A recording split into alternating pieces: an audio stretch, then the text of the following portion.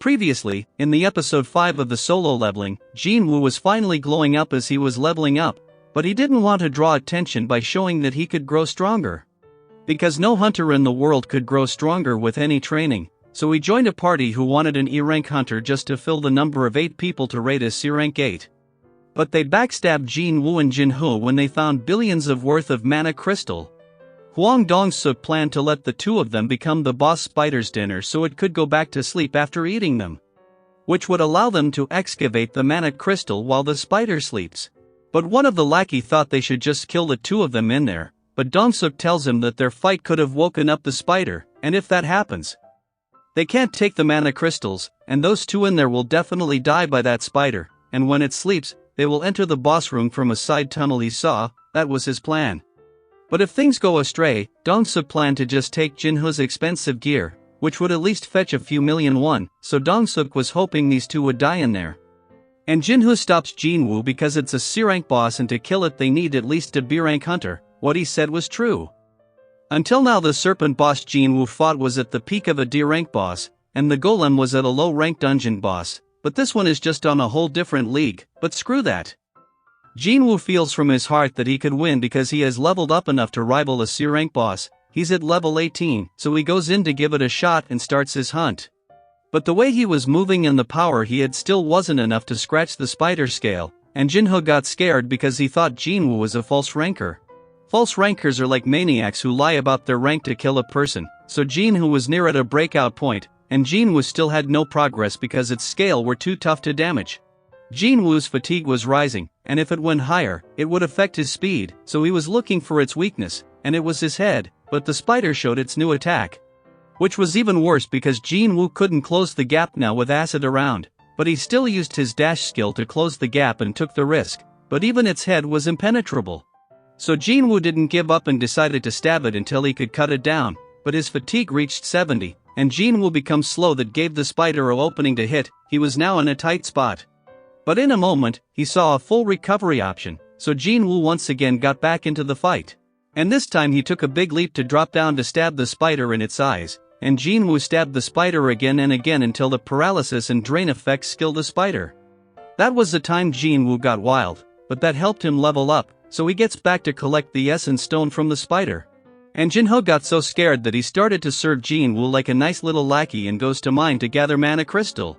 But that's when the backstabbers got back and saw both of them were alive and the boss was dead. They thought Jinho and his gear helped him out to kill that spider.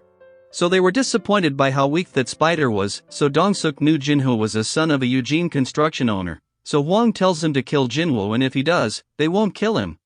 Hwang planned to make Jinwoo into his accomplice or else he and his party would kill him as well. It was up to Jinwoo to decide which side he would take, and he took Jinwoo's side. Bro made the right choice, and it was time to face a group of C-rank hunters. Their Jinwoo got an emergency quest telling him to kill Dong-suk and his party. But their mage hits Jinwoo with a strong fire spell, that was a direct hit and Jinwoo was near death again. He realized how cruel the world of hunters is. So that just snapped him because if he doesn't kill the enemies his heart would stop beating.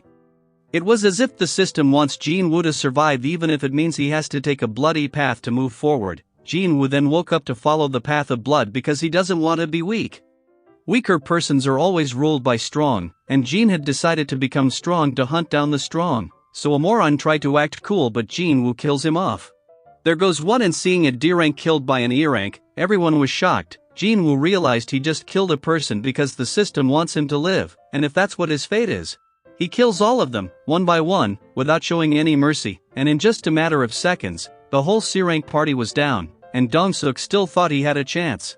He used his skill to make his body as hard as steel. That was his trump card to kill Jinwoo, but he thinks way too highly of himself.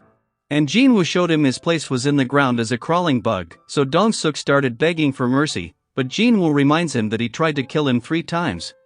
And kills him off in a flash, but now that the dungeon boss was down, the gate was closing in, and after getting back they reported that their party got killed in the boss fight. That Four Eyes still had a hard time believing, but she believed their words after realizing that Jinho was wearing a top-notch company gear and left. But now the path forward will be filled with hardship for Jinwoo, and Dong-suk's brother won't let this matter rest until he kills his brother's killer. And meanwhile, Jin Shul was a personal assistant of the Hunter Association chairman Jian Hui. He was exhausted from meeting with those government morons. So Jin Shul asked Jian Hui for a training session. Both are of the S-rank hunters, but just a single punch from Jian Hui sends Jin Shul all the way back. Turns out that Jian hadn't even used all of his strength, and yet this was the results. So how much powerful would he be in his prime? And away from there, Jin meets with her friends from the Hunters Guild. Despite being rival guilds, these three are still friends. There, Jin remembers that Gina was prepared to go on an A-rank dungeon with Cha Hae-in. So Gina tells Jin that they already took on an A-rank dungeon, and Cha Hae-in was totally on a different league. She took down the boss that her party were struggling to even keep up. So that's how powerful a PCAS rank hunter is.